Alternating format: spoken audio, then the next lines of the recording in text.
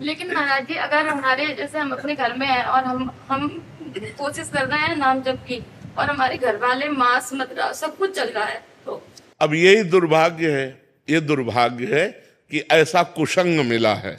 मतलब अब इसको हम क्या कह सकते हैं कि एक व्यक्ति है जो भगवान के नाम का जप करना चाहता है, भगवान, लेकिन फिर भी भक्ति हो सकती है, क्योंकि जब लंका में भक्ति हो सकती है तो भक्ति हो सकती है, नहीं हो सकती। भगवान भगवान विभीषण जी से कह रहे हैं, जिम दसनन मो जीभ बिचारी, जैसे 32 दांतों के बीच में बड़ी कोमल जीभ रहकर अपना काम चला लेती है, नहीं चला रही, ऐसे ही लंका में पूरा लंका निश्चर निकर निवासा, यहां कहां सज्जन करवासा, लेकिन वहां भी विभीषण जी ने भक्ति की, ऐसी भक्ति की कि भगवान ने कहा तुम सरीखे संत प्रेम रे। और वहां तो हमें लगता है केवल विभीषण जी ऐसे होंगे जो मांस न खाते होंगे, नहीं तो सब मांस खाने वाले थे। मदिरा और मांस का तो वहां मतलब आहार ही था। कुंभकर्ण के लिए पूरा एरिया जमा किया जाता था, जब जगता था तो एरिया के भैंसे खा जाता था, जैसे अपने पकौड़ा खाते ना, ऐसे वो भैंसे खाता था, भैंसे है, बकरी है, सब मतलब। तभी भगवान ब्रह्मा जी ने उसे 6 महीने सोने का, कि एक दिन जगे 6 महीने सोए ले तो पूरी सृष्टि का आहार कर जाएगा, ऐसे लोगों के बीच में रहकर उसने भजन किया। तो आप घबराइए मत, वो जो जैसा करेगा वैसा फल पाएगा। आप अंदर ही अंदर राधा जपिए, अंदर अंदर इसलिए करें कि बाहर कंठी बांधोगे, तिलक बांधोगे तो मांस मदिरा पीने वाले लोग वो आपका हो सकता है विरोध करें। तो हमें लगता है भक्ति विरोध नहीं। अगर कोई कह रहा कंठी ना बांधो तो ये ले उतार के रख दिए, भक्ति अंदर का विषय है।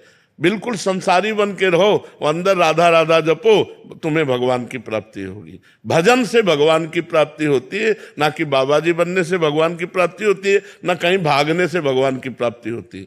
सच्ची मानो, आप अपने घर में मेहनत की कमाई का जो अन्न पा रहे हो और जो भजन कर रहे हो, और कभी भूखे टूटे को आपने भोजन करा दिया, ये सबसे बढ़िया बात है। हम लोगों का हिसाब कटता है, जो हम वस्त्र पहने इसमें इसका भजन जाता है, जो प्रणाम करते हैं उनको भजन जाता है, जो भोजन देते हैं उनको भजन जाता है। ये सब फ्री नहीं है, यहाँ सबका टैक्स है। और अगर भजन कम पड़ गया तो हमको नरक जाना है। हरे हरे शिष्य धन शोक न हरई, सो गुरु गोर नरक मा पड़ई। अच्छा, आप इस भागवतिक टैक्स से बचे हैं, मेहनत की कमाई से कपड़े पहनते हैं, मेहनत की कमाई खाते हैं, और अपनी मेहनत की कमाई दूसरों को भी दे देते हैं। गौ सेवा, संत सेवा, आए हुए अतिथि की, भिक्षुक की सेवा। तो गृहस्थी धर्म बहुत बड़ा है। हम लोग गृहस्थी धर्म में ही पैदा हुए और गृहस्थी धर्म से ही हमारा पोषण होता है। पोषण भी गृहस्थी धर्म से होता है। अगर ये आप लोग समझते हो कि गृहस्थी धर्म में भगवत प्राप्ति नहीं हो सकती, तो आप सच्ची मानो, सबसे पहले गृहस्थी को भगवत प्राप्ति होगी। पर धर्म से चले। अब पराई बहनी बिटिया से गंदी बातें करो, शराब पियो, मांस खाओ तो नरक जाओगे। चाहे और अगर अच्छे आचरण करोगे, 4 रोटी अपने से बचा करके गौ सेवा, संत सेवा में दे दी, तो वही तुम्हें भगवत प्राप्ति कराएगा। खूब नाम जप करो, कोई परेशानी नहीं। कहाँ भाग के जाओगे? आज हमें एकांत बता दो, कहाँ एकांत है? कहीं एकांत नहीं बचा। हिमालय में भी चले जाओ तो वहां भी लोग आजकल जो है जहां भी एकांत समझते हो वही शूटिंग शुरू है। हाँ, कि नाम पर जब करते हैं 10 मिनट एकांत में बैठ के, तो उसी टाइम पे पत्नी कुछ काम बता देती है, बच्चा कोई बात नहीं, तो उठ के खड़े हो गए, काम करने लगे, राधा राधा अपना काम करने के लिए चल दिए। राधा भगवान को एकांत में बैठकर भजन करने से नहीं मिलते, काम करते हुए भजन करना सबसे श्रेष्ठ बात है।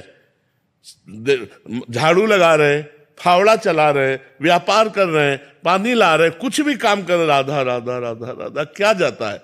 माले चलाने से भगवान प्राप्त होते हैं, भगवान सुमिरन करने से प्राप्त होते हैं। हम सुमिरन करें भगवान का, माला के बिना सुमिरन करें। गिन लो भगवान, तुम गिन लो, वो तो सब जान ही रहे हैं। तो खूब भजन करो और गृहस्थी में रहो, और ये जरूर करो कि अपनी कमाई का 4 रोटी का हिस्सा कभी किसी भूखे को खवा दो, कभी किसी गाय को दे दो, कभी किसी बीमार को 10 रुपया तुम्हारे लग जाए। ये बढ़िया परोपकार, परोपकार ये गृहस्थी में जरूर करना चाहिए, और नाम जप करना चाहिए, और भगवान के आश्रित रहना चाहिए। आश्रित का मतलब नाथ सकल संपदा तुम्हारी, मैं सेवक समेत सुतनारी। बढ़िया भजन है, कोई परेशानी नहीं, कहीं भागने की जरूरत नहीं। ये सोचने की जरूरत नहीं कि बाबा जी ज्यादा भजन कर लेते हैं, ऐसे किया ना आपने, ऐसे इसका भी टैक्स है, हमारा भजन जाएगा आपके पास। आप साष्टांग लौट गए ना, ये खुशी की बात नहीं है तुम्हारे पुण्य जा रहे हैं। अगर भजन नहीं करोगे तो वो साष्टांग वाला पुण्य ले गया और तुम नरक जाओगे। बहुत होश की बात है, ये कोई खिलवाड़ नहीं। ये जो सिद्ध पुरुष भजन में निरंतर लगे उन्हीं से जगत का कल्याण होता है, वही मंगल होता है। नहीं तो एक एक का टैक्स है। जैसे भारत सरकार का हर वस्तु में टैक्स है ना, ऐसे भगवान का टैक्स है, हर एक चीज में टैक्स है। कोई तुम्हारे पैर छू रहा, कोई तुम्हारी बड़ाई कर रहा, कोई तुम्हें प्रणाम कर रहा, कोई वस्त्र दे रहा, कोई भोजन दे रहा, कोई धन दे रहा है, वो सब भजन ले रहे हैं। वो हमारा सब भजन ले रहे हैं, कोई खिलवाड़ नहीं है।